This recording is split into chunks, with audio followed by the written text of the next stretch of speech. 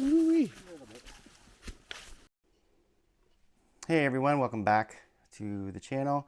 Today I'm going to do something I'd like to do on the channel regularly, which is kind of tell the story of a roll of film and the camera and the lens that it was shot with. I'm calling it kind of like maybe film roll reflection, something like that.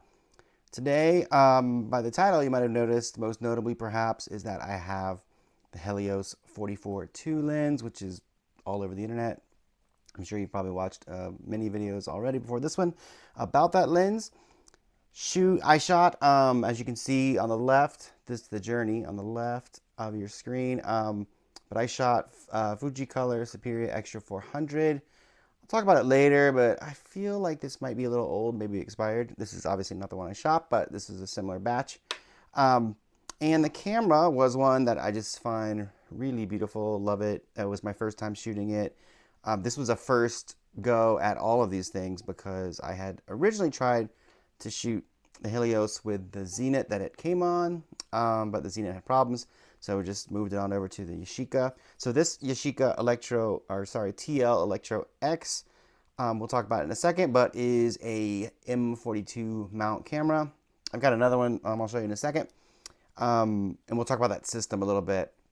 But of course, the Helios 44-2 is the M42 screw mount, as I call it, because you just simply unscrew it. Kind of nice, to be honest, because I remember whenever I get a new camera, I'm always like trying to figure out where it's usually pretty obvious, right? But trying to figure out where the lens release is. Let's see. First of all, let's talk about, you'll see it in the pictures later. We'll run through some of the pictures I got. The reason this lens is all over the internet is that it is the bokeh beast, or the bokeh, the swirling bokeh, or bokeh, however you say it, when it's wide open. I didn't get a lot of that, but we'll talk about that maybe when we kind of run through the images. I did enjoy it. I did like it. I guess we'll talk about positives first. I like the design. I like how it's almost kind of got its own little barrel or lens hood, because the lens is set pretty deep in there. So you've got this little extra. I mean, I find, because there's no lens cap or anything, so I do appreciate that. Other positives is that I think you do get a very vibey, kind of dreamy. So maybe it's perfect for this channel, right? A kind of film age daydream vibe. So I enjoyed that. You'll see in the pictures. I think probably because I guess, with the correct terminology, you'd probably say maybe it's a little soft, the lens. Feel free to disagree. In fact, because obviously I want to keep shooting it, but this is the first impression. So in general, I like the lens. I'm gonna play around with it. I don't have a lot of complaints, but so those are the positives. Again, I don't have a lot of complaints, but I do find it, first of all, I find it a little hard to get focus or capture focus, or however you want to put it. Part of that is because I wear reading glasses and I have like this kind of, my far away vision is pretty okay, but I'm close up, not great. And then, that middle area is a little wonky too. So I do find it hard to nail focus. And by the way, I'm going to include at the end too some images from a digital camera that my Canon digital that I put this on. And I can only nail focus on the LCD screen on the back on that one. I can't do it at all through, and that might be a thing with the digital viewfinder. I don't really know. But the pictures came out fine. Again, I was mostly going, focusing for infinity or thereabouts, and so it wasn't a huge deal to nail focus. I mean, I could pretty much nail focus. The other weird thing that I've seen videos that incorrectly tell you how to do this, so it's obviously a confusing thing, and that is the aperture ring that lets you basically. So I'm gonna move it up to like 5.6 here. Now, when you go, if it goes, it opens up to 2. When you go to close down apertures, higher numbers, you have a ring here that you can move and get more light to, I guess, nail focus better. But then you have to remember to just to close it back down, if that's how you want to put it. Or I guess, yeah, close it back down. I, I guess I guess I didn't really use it. As you can maybe you can tell, I don't know if you can tell on the hike. When we get down to the river, you'll be able to tell. I found it kind of dark down there, so I just shot on, wide open at 2. And then if you do that, of course, the ring won't move at all because you're totally open. Um, so I don't know if that was really a drawback or anything. It's just not a drawback or a pro, just thing to remember about the lens. For example, I actually went and I'm gonna next shoot this Yashica. In fact, this Yashica has film in it, and I can't do any buttons with it. I have a Yashinon 50 millimeter 1.7 lens, and I put that on, and I looked through it, and it seemed like night and day a little bit. So I think it is tricky to look through this and really get like a crisp and picture of what you're taking. You can, we'll judge the pictures in a second, and you can judge them. And anyway, I just find it a little, I guess it's not so user-friendly, especially if you have eyesight issues. That sounds old, but anyway.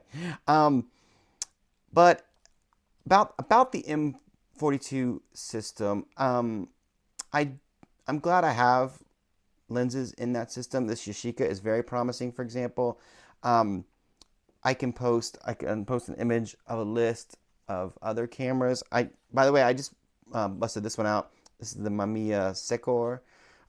It's actually broken, but I got it for $5 on eBay. I had a feeling it was going to be broken. But a lot of cameras, what I'm trying to say is that a lot of cameras in the M42 screw mount line are still kind of cheap out there, especially these. And this Yashica, I mean, I feel like, in other words, Minolta, your Canons, your Nikons, of course, your Nikons, super expensive right now. But I feel like the M42 cameras systems are not that bad. So it's and the lenses are all super vintage, super vibey. I will also post an image of a YouTuber who I'm sure you already know who he is when I post it, and I forget their name right now, but who does an excellent has an excellent page about lenses and etc. For the M42 mount system. Excellent videos on the HELIOS. I'm sure you've already seen these videos. And the other one he mentions, of course, is the Super Takumar. Another, I don't have any of those, but another amazing lens system or lenses on the M42 system. Let's go ahead and look at some pictures. I'll just kind of talk randomly here while they cycle through.